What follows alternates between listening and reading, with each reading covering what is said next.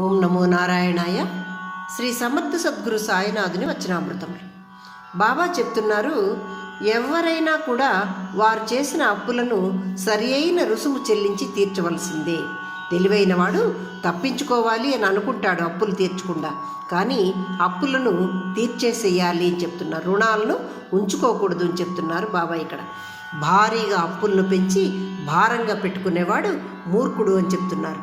జ్ఞానం ఏం చెప్తుంది అంటే, అప్పులను నీతో పాటు పేర్చుకోక వాటిని తీర్చుము, అప్పుల నుండి విడుదల స్థితిని నిన్ను నువ్వు కలుగు చేసుకునుము, దీనిచే నీవు రుణ విముక్తుడవుతావు అని చెప్తున్నారు. అంటే ఇక్కడ రుణము అంటే ఒట్టి డబ్బు రూపేణా మాత్రమే కాదు, మనం చేసుకున్న కర్మలు కూడా ఎటువంటి రుణాలైనా అవ్వచ్చవి.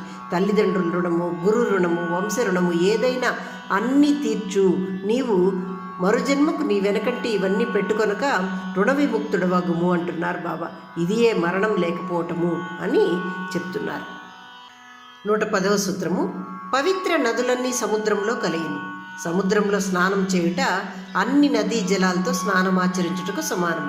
అలాగే గురువును ఆరాధించడం అన్నది అందరి దేవతలను ఆరాధించడంతో సమానం. ఎందుకంటే గురువులో అందరి దేవతలు సమావేశమై ఉన్నారు అంటున్నారు బాబా. ఇక్కడ 111వ సూత్రము. జ్ఞాన గ్రంథాలు సత్యానికి మార్గాన్ని చూపుతాయి, కానీ విద్యార్థి భ్రమలో బంధింపబడుటచే ఆ మార్గాన నడువజాలడు.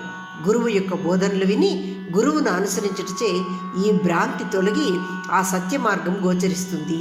పుస్తకాలను పొందుట కన్నా గురువును పొందినవాడు గొప్పగా దీవించబడిన వాడే ఉన్నాడు అని చెప్తున్నారు బాబా. ఇక్కడ గురువు తానే సత్య మార్గమై నేను నీ మార్గాన్ని అని శిష్యుడికి తెలుపుతాడు అని గురువును గురించి బాబా ఇక్కడ చెప్తున్నారు.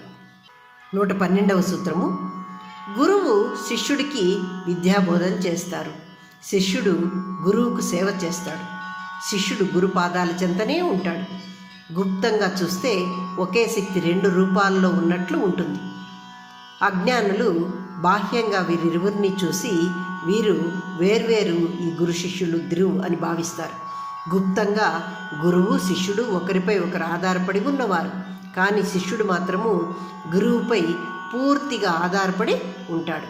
గురు శిష్యులకు ఇద్దరికీ తేడా అనేదే ఉండదు అని చెప్తున్నారు బాబా ఇక్కడ. ఓం నమో నారాయణాయ.